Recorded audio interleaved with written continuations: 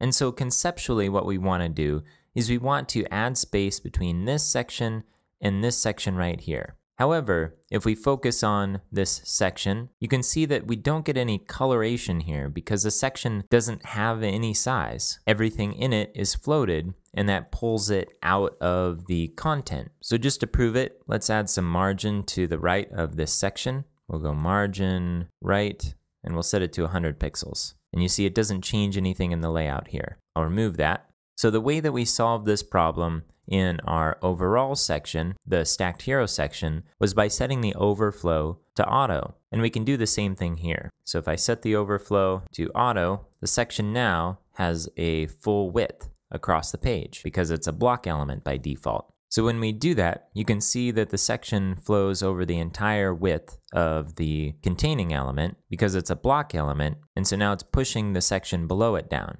So one solution is to set the display of this instead of to block to inline block in order to bring the width down to the width of its content. So if we set this to display inline block, and then also set this next section to display that way. So I'm going to go to the next section and we'll set the overflow to auto and the display to inline block.